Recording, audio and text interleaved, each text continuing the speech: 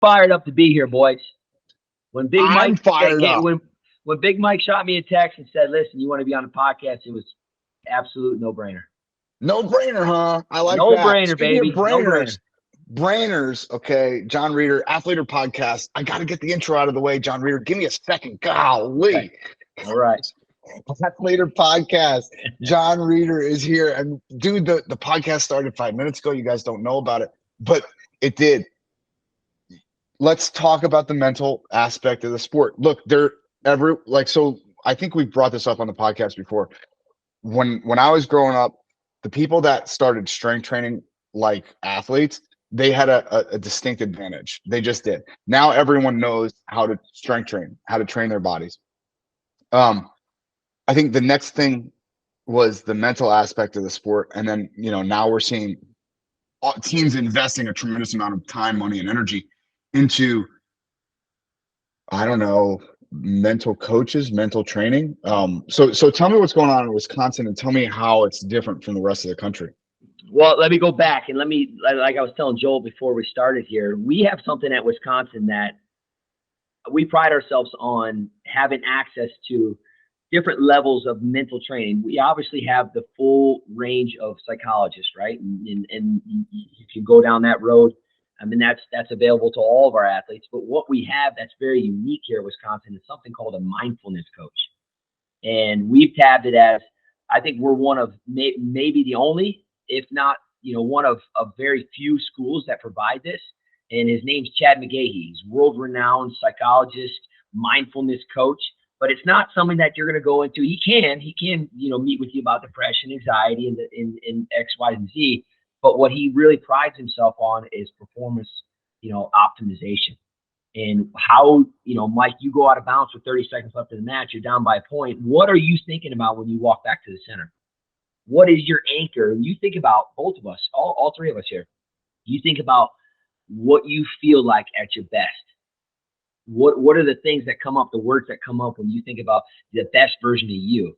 How do we get those athletes to feel that, in those high pressure situations? And what is that? Okay. I'm sorry. I got to cut you off, but what does that look like in the practical term?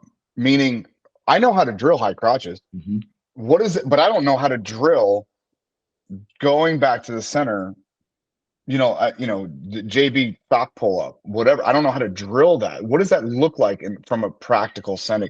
So a lot of that, Mike, it's going to be visualization is one thing that we do a lot of, and that's something that we've integrated our Chad McGahee into our team. So after practice, it's walking through matches, and it's really visualizing those key moments and being able to see it before you do it. And Mike, like you said, long time ago, it was about strength and understanding strength.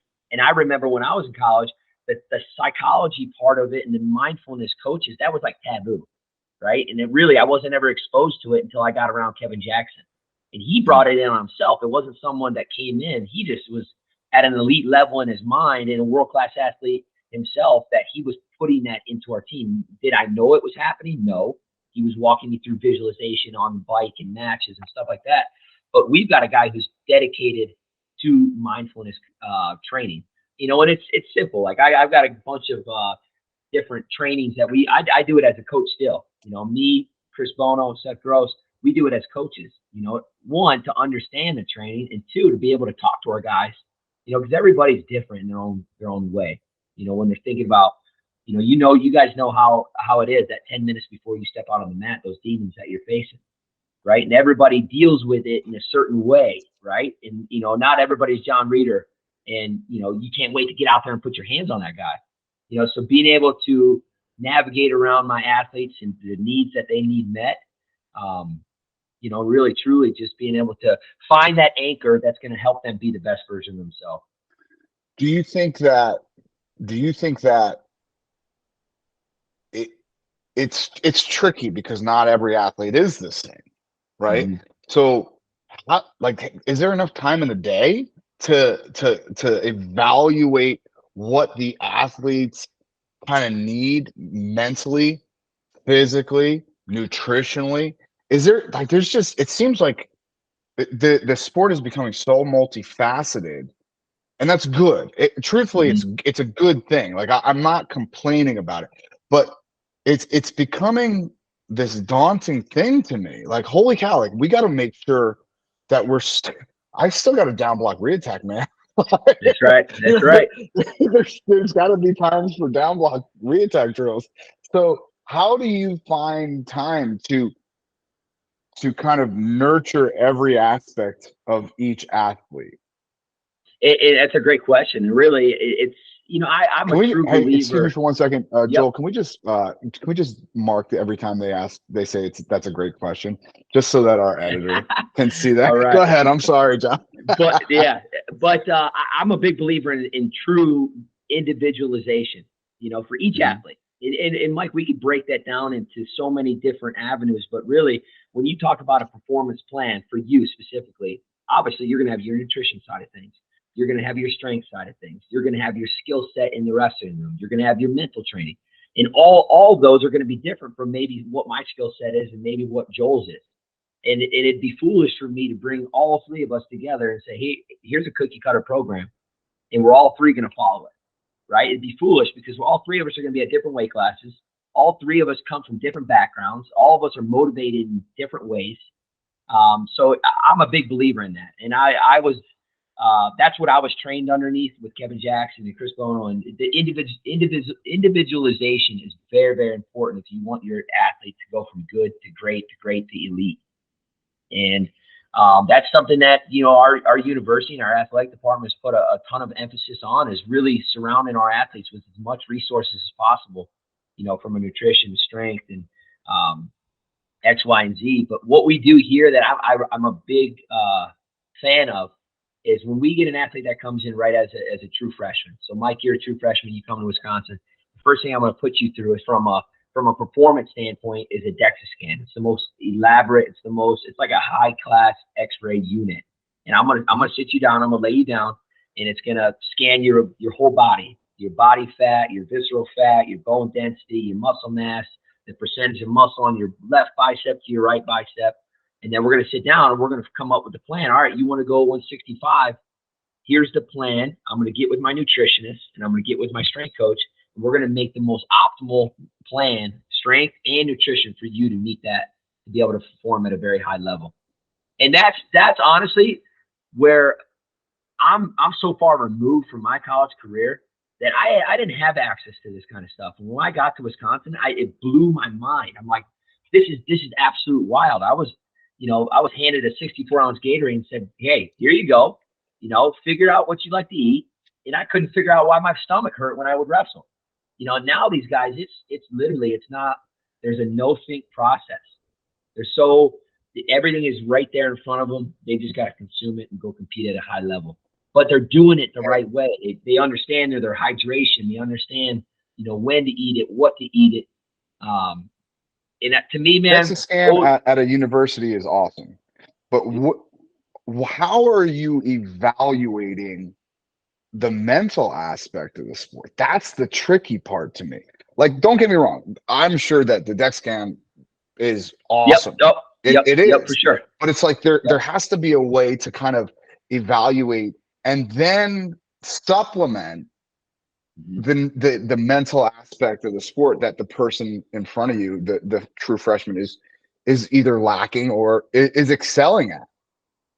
And that's the tricky part, right? There's no real easy answer to being able to evaluate the mental side of things. The more I can understand my athlete as an individual and really what motivates them and what they've come from and just building a relationship, really, Mike, is understanding my athlete from a relationship standpoint, and really understanding that person and being able to, hey, listen, obviously, Mike, I know how you handle this, and it's really just nourishing it in a positive way. I'm trying to surround my guys with as much positivity as I possibly can, and but I wish I could do it justice what our mindfulness coach is able to do. He's a wizard, man. He's an absolute wizard. When you have someone working with Chad and your mindfulness coach, what are some changes that you see on, a day-to-day basis and maybe even in competition to say, like, hey, this is working? Yeah, I think it's an energy standpoint, number one. right? They're excited. They're their thoughts and their emotions. You can see it. It's in a different level, right? They're anchors. Something that we do a lot too, and I know I've on my wall over here is what I was telling you before, Mike. You think about what's the best version of you. When you're thinking about when you're performing at a high level, what are the words you think about? Confidence.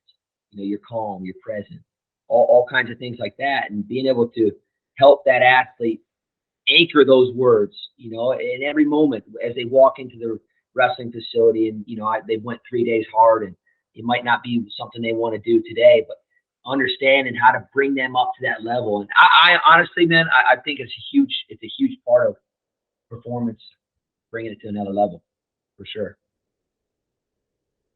Well, when so you say energy, man, not everyone is Jon Reader, right? A kid that you and I are both very familiar with, Joe Zargo, is not the bouncing off the wall kind of high energy kid. How do you see the results in that kind of kid?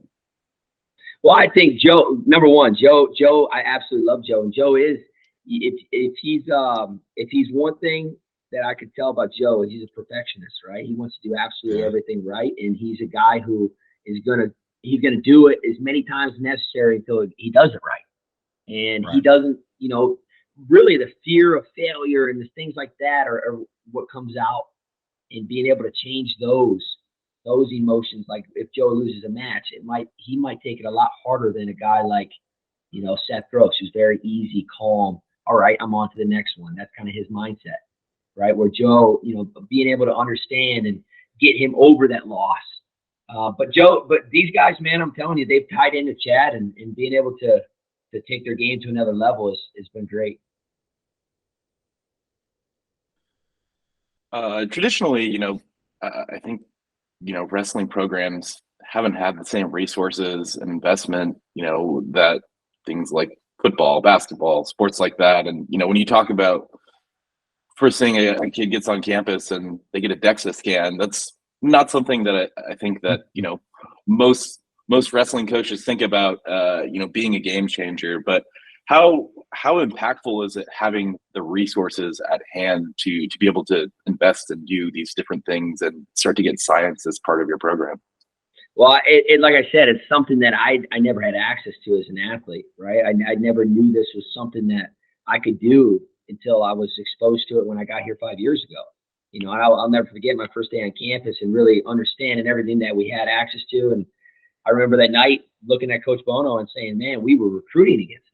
We had to come up against this in a recruiting battle, and I couldn't believe. Boy, it's hard getting kids to Brookings when they're dealing with that. Well, it's not even that. It's just like, I loved my time at Brookings too, but you put yourself, kind of in blinders, so to speak. And I didn't think there was another better place in the world than Brookings. And then when you get here and you're exposed to just another level of resources, and I was like, wow, man, as far as performance, optimization, I'm like, holy cow, these guys got absolutely everything they need to be national champs, the best versions of themselves. And, this athletic department is about winning. It's about winning, but doing it the right way in every aspect of your life, and being able to chase down national championships. This program, this athletic department, that's what they're all about, and it's something I'm very grateful to be a part of, and the access that these guys have, and just in every aspect of their college careers, it's something truly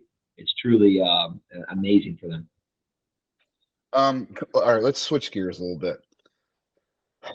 DJ Hamady finishes his season. Now, I think a lot of people on the outside looking in, maybe not wouldn't, if they were a DJ Hamady fan, maybe wouldn't be terribly happy with the way that he finished the season. I don't really look at it that way. That was a brutal weight class.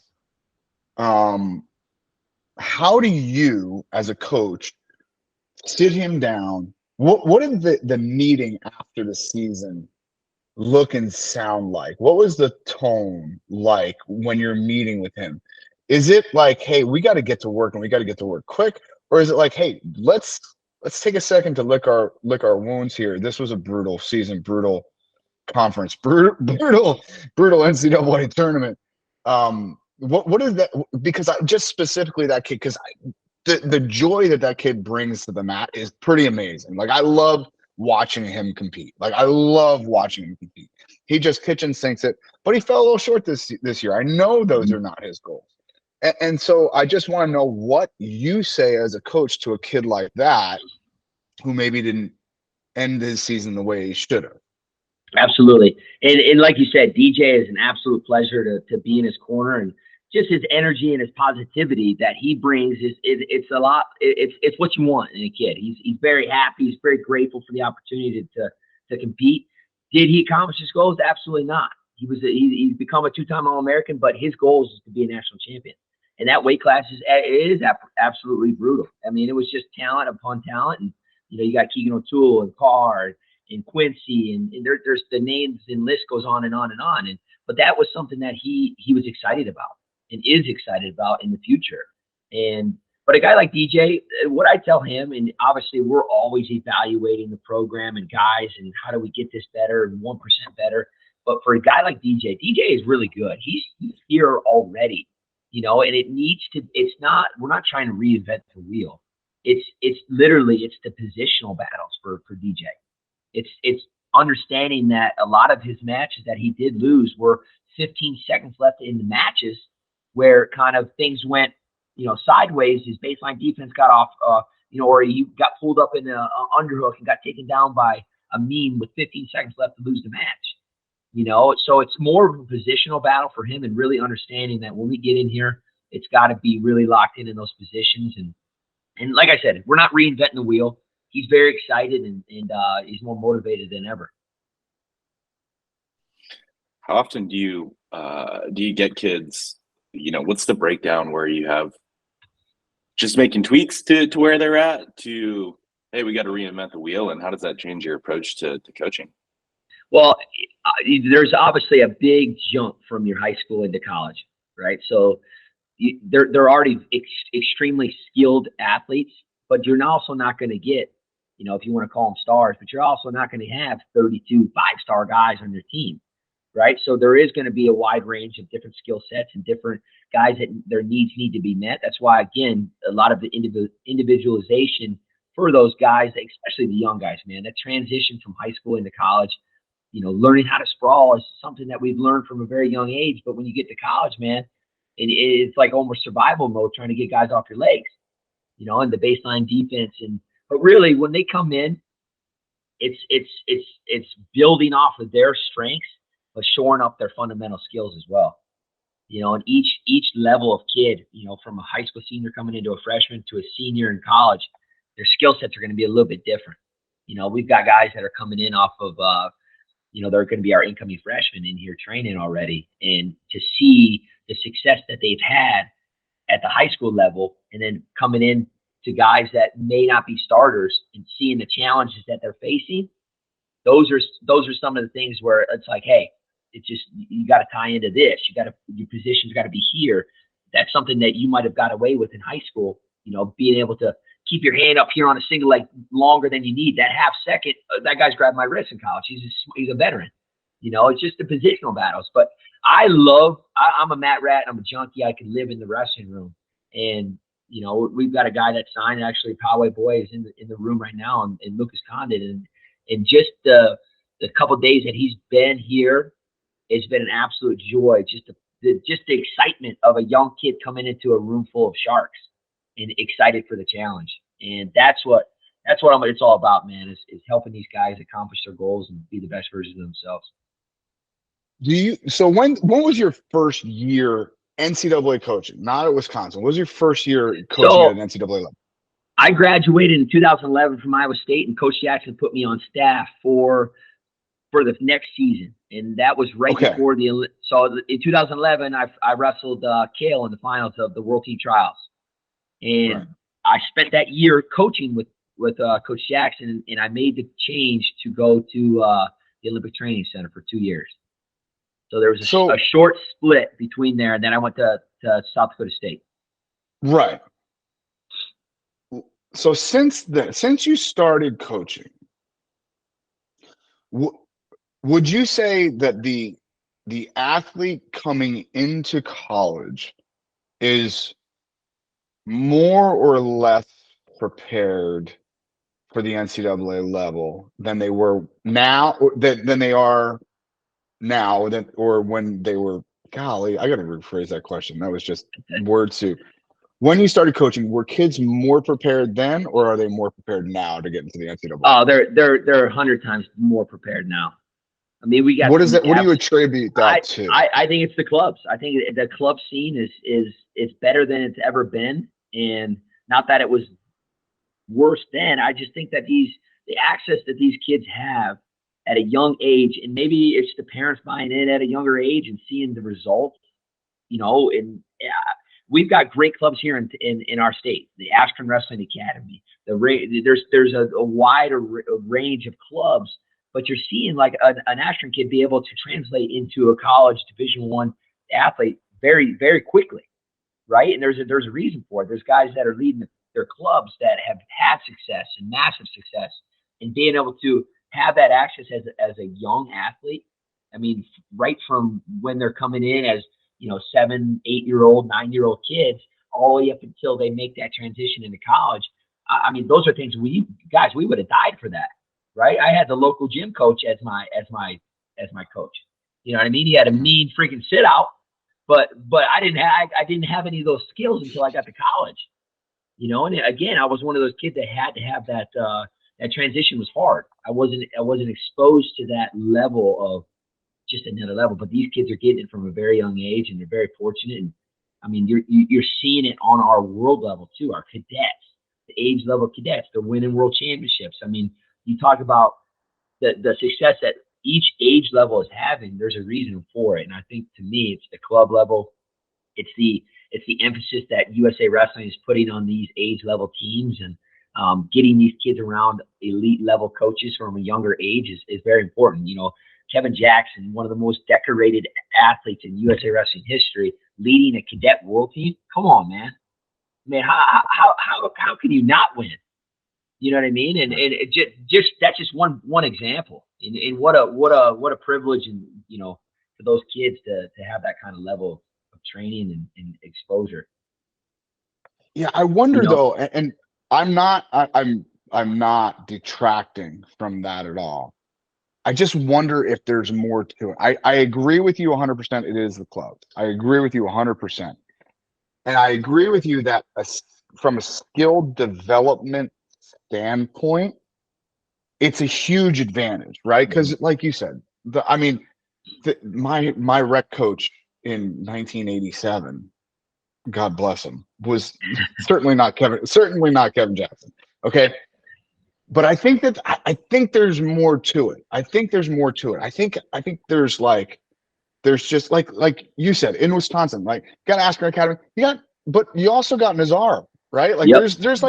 there's real coaches that wrestled at a senior level that are now spending time with kids. And I think that the professionalism in coaching leaves less space for like crazy dads and like we used to call it bro coaching, right? just barking in the corner, or like those knuckleheads that just bark, get up. Well, you don't think he's trying to get up, stupid. So if it's not just skill development, is there something else that's going on across the country? And I agree.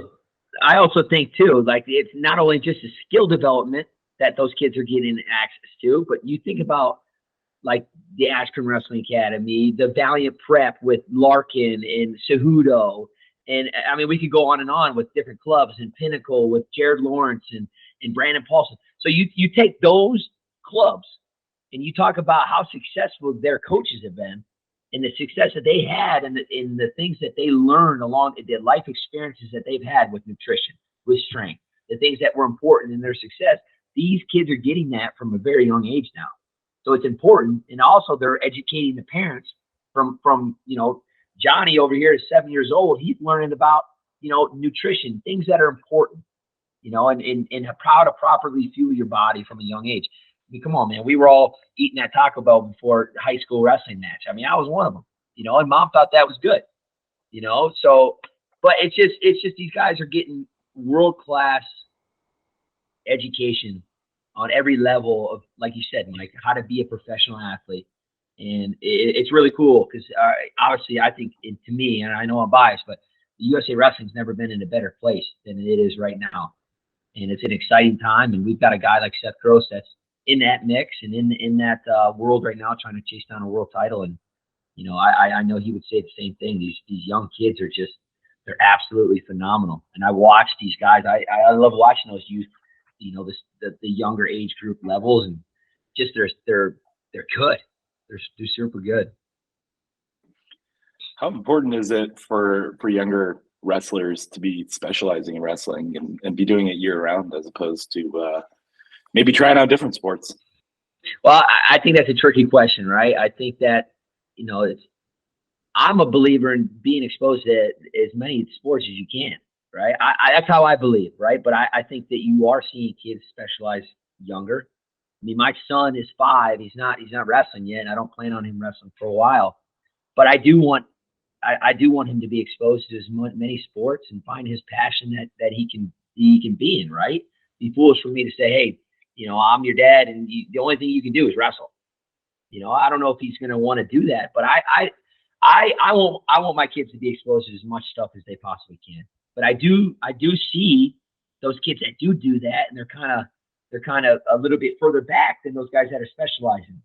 You know what I mean? So it's hard, man. It is hard, but I'm not going to tell you that you can't play multiple sports, because I think that makes you a more rounded athlete. And we've got a great, new hire and head coach here, Luke Fickle, is a prime example of that too. He's one of the best high school heavyweights to ever come out of the state of Ohio. And he decided to wrestle and play football at Ohio State. Now, his wrestling career didn't take off, but his football career did. And I think he would tell you that his football career was so successful because of the background in wrestling that he had. Yeah. So, okay. All right. Hold on now. I got just right next door, and this knucklehead. Okay. I got the other end of the spectrum. I know. I begged him to play baseball. I begged him. He wants to sit in a wrestling room all daggone day. So how do we deal with that, man? I'll try. I just bring volleyballs to the beach with me now, because I gotta get him to do something except for friggin' outside steps. How do you deal with when your son chooses wrestling and that's all he wants to do? How do you get him to? Because I really do believe that you need to be a far more well-rounded athlete. I really do believe that. I'm not just saying that. It's not lip service. I truly believe it. Just because I chose to shoot high crotches my whole life doesn't mean that you do. But he has chosen that path. How are we getting these athletes to be more rounded? Because there is evidence that's showing that there's chronic injuries that occur because of specialization. There is a small drawback to, yeah, you're right. These kids skill-wise are more advanced in 8th, 9th, 10th grade than they would have been had they played 3 sports. But there's a small drawback. Well, some of them have busted up knees. Their hips go by the time they're 30, right? So how do you tell a kid like, hey, man, it's not just about wrestling. Maybe we just kind of look at this from a broader spectrum. Yeah, tough. That's tough. I know, thinking about my own son now, I know that, number one, you're gonna support your son, right? You're gonna whatever his passion is, you're gonna be right behind him. And if he doesn't want to play baseball, he doesn't want to play baseball. If he wants to play piano, let's freaking be the best piano player in the world. But I understand, like you said, man, it's hard. And how do you force a kid to play a sport he doesn't want to play? Tough. That's a tough question. Joel, what are you gonna say with that? I don't know. I was just going to change the subject. I don't have any kids. I was going to just ask. I was letting you tap in, brother. I was letting you tap in. How many of your kids at Wisconsin that come in are solely wrestlers compared to maybe playing a few other sports? I know a prime example of a guy who was just in my office is a 4-time All-American, Trent Hilger. right? And he got also recruited at the highest level in Division I football, right? He was a heck of a football player in high school and could have played. He could have played here at Wisconsin as a fullback. And so he was doing the both route, but he never specialized. He never specialized. And I think that made him a better football player. I think that made him a better athlete. But yeah, I think Trent is a prime example of a guy who did both sports. But a guy like me, I didn't. I didn't, and I was more like your son, Mike. That I wanted to be around the mat. It was something that really drew me to that sport, and I think my parents saw that, and they kind of, just were behind me to give me any opportunity I wanted, and really let me run with my career, and just kind of facilitated opportunities. But they never pushed me, to do multiple sports. I did it as Pop Warner stuff, but I just never had a passion. I never had a passion for it like I did wrestling. It was more like hanging out with my buddies playing football or playing baseball. And I never excelled in it. It was until I hit the mat and I was like, holy cow, this is, I like the violence part of it. I just loved, the physicality. I loved it, and it was something that drew me to that sport. And once I was really exposed and I really dug my feet in, I didn't want to do anything else. Magic. Oh, well, you know what? Before we get to that one, how about this? You and Seth Gross on the same coaching staff is just, to me, it's perfect. To me, it's perfect because Seth is very, very personality-wise different than you are. He's far more laid back. He's far more chill, and he's far more cerebral. I'm also on the other end of the spectrum. Jon Reader has one of the most iconic photos in all of wrestling. And if you haven't seen that photo of Reader, it's the greatest ever. And that kind of epitomizes you as an athlete, but it's not far off from you as a coach, right? Like, it is not that far off from, like, that picture is not that far off from you as a human. How do you balance with Seth, right? Like, how do you, like, because it seems like you're a lot and he's kind of understated. How do you guys work it out in the room? I can't speak highly enough about Seth Gross, number one. And just number one, the person he is, he's one heck of a wrestler. He's world-class in every reason or every way. And I truly believe he's going to be a world champ this year. This guy's on a mission. And I can't speak highly enough about just the type of person he is, but I absolutely love this guy to death, man. It's like a yin and yang. It really is. And it's funny because we live together, we run together, we put him through all these workouts, but I'm doing it right alongside of him. And, I'm that guy that kind of builds him up and brings him up and motivates him and gets him to this another level of, belief in himself. But it is like a yin and yang, but it's so good, man. I don't need to be high sprung 24 hours a day. Right. So he does bring me back down, chill. And, I absolutely love him. I think he's one of the best, coaches in the country. His skill level is it's far beyond a lot of coaches, and his just thought process and what he's thinking, and it's so much different than the way I thought. And it's really cool to be able to just bounce ideas off of him. And Mike, you're the same way. You're always trying to learn. So there's many times where I go in there, I'm trying to pick his brain. Of hey, what are you thinking about when you put your hand on him? What your go-to attack? What are you thinking about if he does this, or he responds in this way? It's cool to see his response because a lot of the time it's backwards from what I would be thinking. And to be able to build that off and help our guys, that's the true benefit of it, is you do have both ends of the spectrum, and you're able to help our guys. And I can't say it enough, man. We have 32 guys on our team, but all 32 of them are different in certain ways. And to be able to provide, different thoughts and, experiences. And I can't say enough about him, Mike. I could go on and on about him. He's just a good person. I'm a huge fan too. And I think he's a very underrated coach. I think he's an exceptional young coach that's got a really, really bright future in front of them. So, and I'll use this time to plug Seth's podcast if you haven't listened to that. Great episode as well. Yeah. But one quick question I did have there. So obviously you talked about your guys' individualized training that you kind of customize everything for each of your individual athletes. I assume the same thing goes along for Seth. But being that you'll have athletes at so many different levels with so many different areas of focus, how do you bring that all together into kind of a single cohesive, team or single practice? Absolutely. There's going to be team practices and there's going to be individual practices, right? Where those individual practices are more broken down into the areas that Joel, you need to work on, Mike, you need to work on. And we're going to really dive in and work positionally, slow things down and really train you as an individual. But there's team practices where, we just got off of a certain dual meet and these were the team weaknesses. These were the things that we need to, as a team, kind of were glaring in this situation. We need to address this as a team.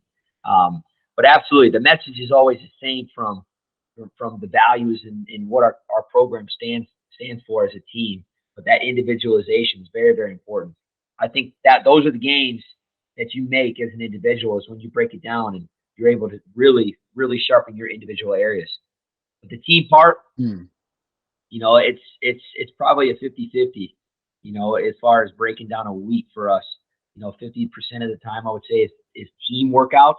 And then a lot of individualization when it comes to, the drills with one-on-one on top of a guy and making sure that we're really addressing areas and game planning for a matchup that's coming and being able to adjust, if we've seen an opponent multiple times and game planning for certain individuals is important. All right. I got to switch gears one more time. You are probably one of the most positive, all around positive coaches I've ever been around. I can't imagine that there aren't negative thoughts that creep into your head. How do you, as a coach, deal with them and deflect them? I always, like, if you see me clap my hands in front of my face, it's because there's a thought that I don't need, and I'll immediately clap my hands. Like the kids know, like, that's not good. And so I'll clap my hands in front of my face and I'll go in a different direction mentally. How do you deflect those thoughts that you don't need or want during practice time or wherever? I think for me is a lot of it is trying to consciously be present in every moment. And if you try to do that, it's a challenge, right? Because you're either thinking about what happened, 20 minutes or a week or a month behind you, or you're thinking far in front of you. And for me, it's when I do start to think about that, it's how do I bring that anchor back to where I'm at right now, and either sitting in a chair right now, just being able to be present in, you're connecting with the chair, you're connecting with the ground, and all of a sudden I'm here, I'm present with you. And I'm going to give you the best version of myself. And for me, the way I carry myself, obviously it is, I'm like, I wear my emotions on my sleeve. So my guys know that it comes from a genuine part, but I want my guys, when I walk into that room, they feel my energy. They're going to absorb that energy. They're going to feel when I come in there and I'm negative, or if my head's down and they see my tail in between my legs, they're going to feel it, and I'm a big believer in when you step foot in that room, it's all about getting better. It's all about getting each other better. It's about being selfless teammates and trying to accomplish a goal as a team. But listen, man, everybody has those negative thoughts. Everybody, multiple times a day, and it's one, being okay with them being there and being present, but being able to quickly say, all right, I'm here, I'm right now. Is it helping me or is it hurting me? Is it helping me or hurting me? If it's hurting me, let's get rid of it. And getting back to consciously thinking about, little anchor words. And I know it sounds silly, but it's something that Gross and I, like, for a prime example of how to apply this. We've got a bubble, and I wish I could show you guys, but there's a bubble, and inside the bubble it says best. Meaning what do you feel like when you're at your best? And when we went through this training, you think about all these words that come to mind when you think about when you're the best version of yourself. And I'm looking at it, dialed in, fearless, positivity, focus. All these little branch words that come off of the best, right? And for a prime example, there's something that's so small and it seems so silly, but when we're doing matches on the treadmill, we're about to do hard sprint matches on the treadmill, you're looking at them and I'm like, hey, it's time to dial in. Or what's your anchor word right now? Relentless, dialed in, focused, positivity, and being able to focus on those words, just keeping it present is very, very important. Very important. That's killer. That's killer. And I think too, a lot of that, not to branch too far off into what that mindfulness, but it's like, how do you get your athlete after something doesn't go right? There's like that window where it's high emotion reactivity after, like, hey, you just lost a match, and some guys say you're in a tournament and you lost a match, and some guys it takes them 1 hour. You talk about this like 1 hour time frame to get back to like, all right, I'm all right now again. And how do you get them to be like, as soon as it's done, boom, we're done. It's on to the next. And helping those athletes understand that it's key. I'm a big believer in it, man, and why not overturn that stone? That's such an interesting way to really customize your approach to an individual's mindset, right? Like where you build your own words of what you see as you being at your best. Do you have like you keep that in like your phone or something so you can like refer to well, everybody's it's funny. words If you were in my office right now, so this guy has he's got big, sheets that he brings in, and we just mark on them, and they're all over in my office. And guys, when they come in there, it's almost like a conversation piece. We're like, Coach, what are you talking about with that? The behaviors, emotions, senses, all the kind of stuff that we go over in training. I'm able to talk to my guys because they're doing the same thing. And it's funny, like I'll be warming up with the guy. I wrestle with the guys, run with the guys, lift with the guys every single day. So I'm in the trenches with the boys. So like when we're warming up before practice, we're running around and we're getting loose, ready for wrestling practice. I'll look at somebody, DJ or whoever, what's your anchor word today? And it's being able to connect with my athletes on that level of understanding that mental side. I can't speak enough about the mental training. We all want to wrestle hard. We all want to lift hard. We all want to do all the other things, and that everybody in the country is doing that. But no one's training what's in beside their ears on another level, right? You just expect to show up when it's game time. Some guys do, but other guys, it's like, man, why is that guy such a killer in the wrestling room, but he can't do it when he goes out to competition? And I wish I would have known these things when I was 20 years old. It just so happens that there's a lot later in life. Yeah, but that's not a bad thing, though, man. No, I mean, absolutely not. Absolutely not. Because I don't want it to all go back to money, but it's like there just wasn't enough resources around the sport as we were growing up. There just wasn't, and you said that the clubs and the skill building is one of the things that has really risen in the last 10, 20 years. But the truth is 99.9% of the coaches that you're talking about that are developing the skills in those youth wrestlers would either be at a college level like Lawrence or Larkin or all those guys. But now there's actually money, like real money in coaching wrestling from all ages.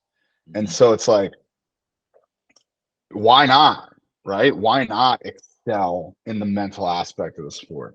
Why not excel? Like have full, people that are fully devoted to the nutritional aspect of the sport. All right, I got one more question for you, and it's not going to be an easy one. All right, I like it. I know you do. If you had a magic wand and you could change one thing about wrestling, what would it be? Ooh. I don't know, man. I think there's a lot of things. I know one is just. I know there are, but it's just one.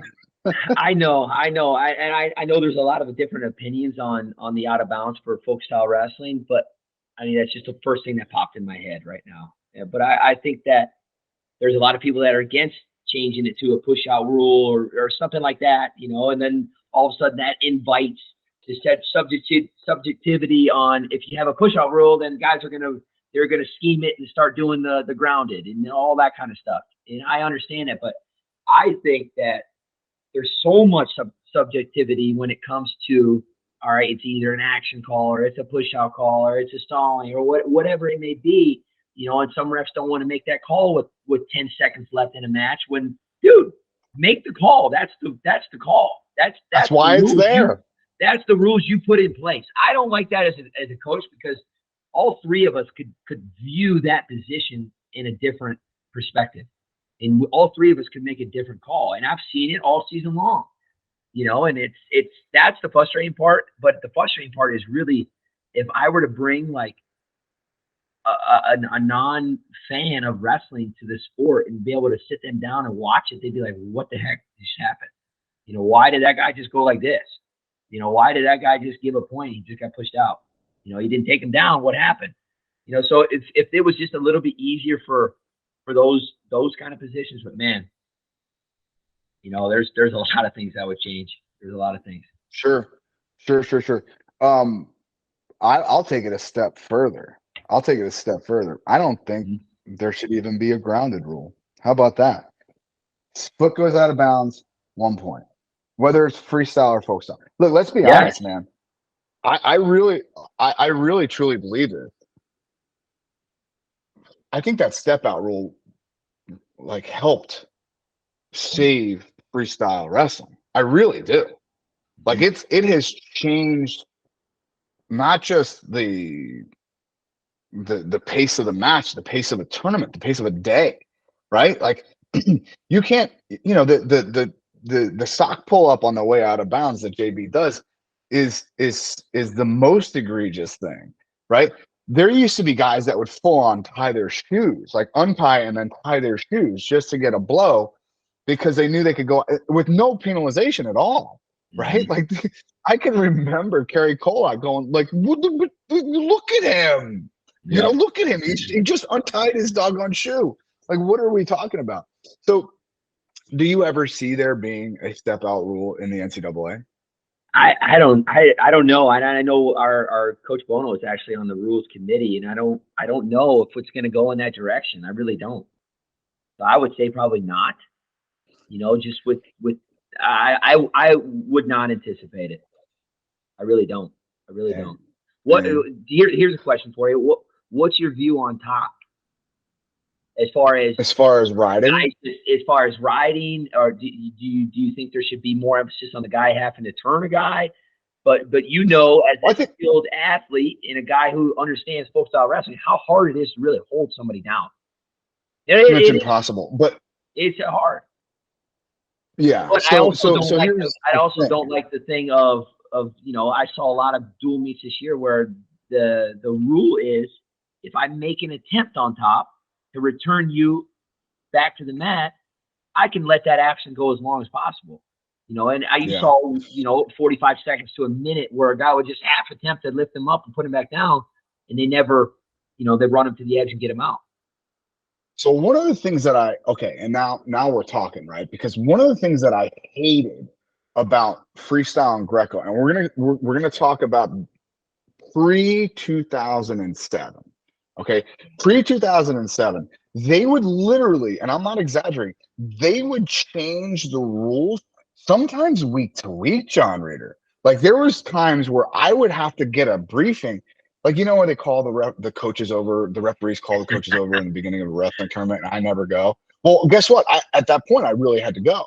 Okay, so what they never really did was they never allowed for the action to be gamed and then the action that they're talking about to be regamed, right? So what I'm saying is there was a point about 10 years ago where everyone in the NCAA and everyone that was a good high school wrestling coach, folk style wrestling coach, they made a point of emphasis on mat returns.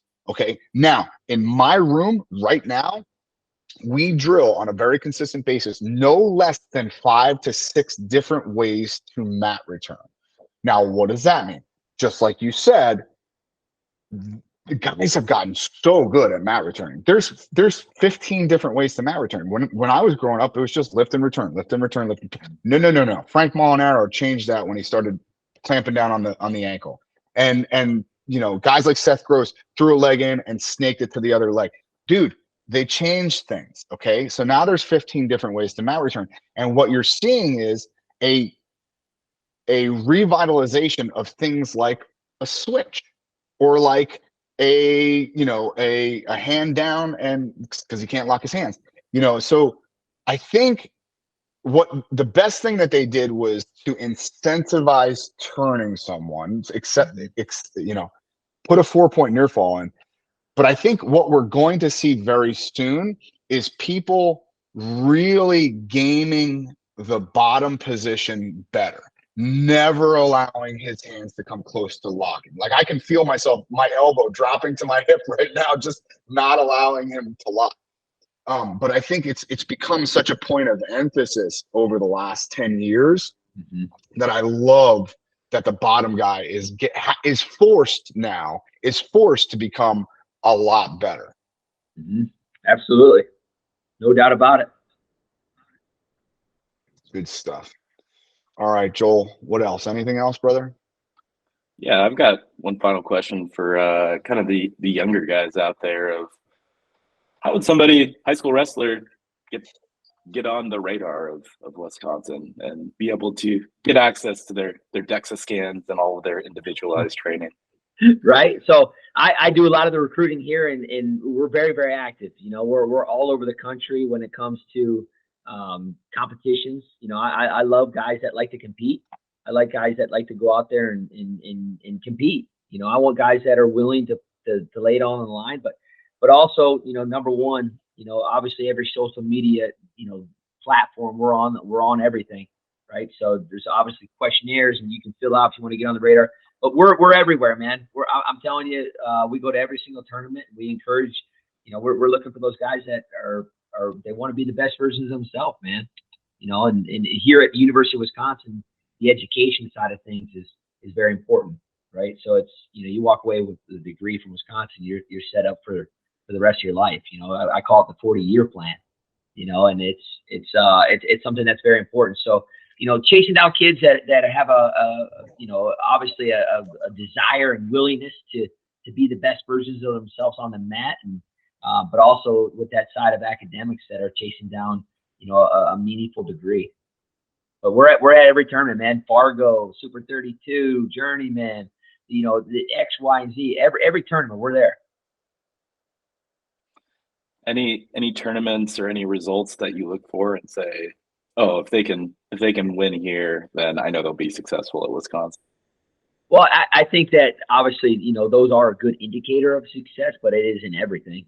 There's guys that certainly don't go to every tournament and have a ton of success on the next level. And there's many, examples of that, but there is a lot of tournaments that I really do enjoy going to and watching. And I think it's a great indicator of guys that are going to have success. Obviously every age level world team, and, that whole process of making a world team and watching those guys develop into world medalists and world championships.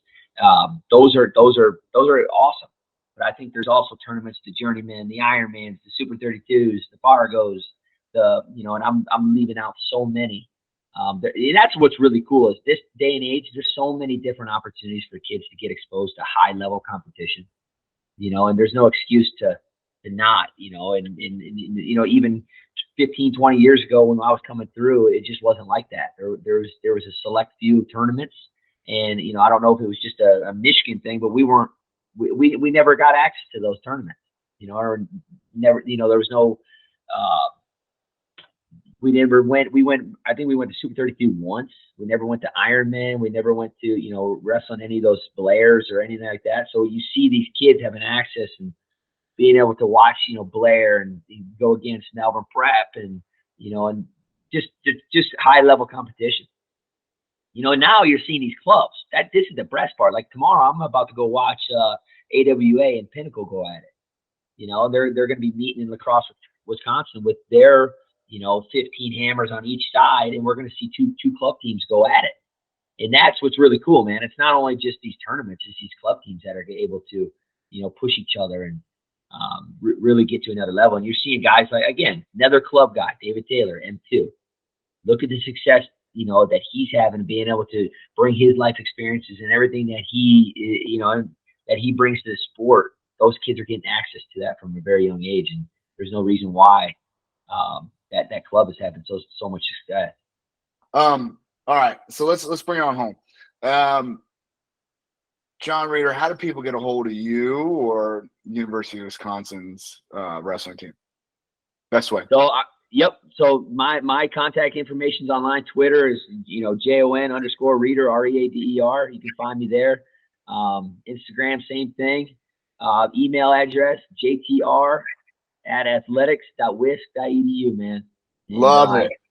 Let's go. Who's better than Jon Reader? Nobody. Oh, come on, man. I'm grateful. I'm grateful to be on here, boys, and your guys' passion, man. You guys can feel it. You guys can definitely feel it, and just honored to be on. Appreciate you, brother. All right, man. I'll talk to you guys. soon.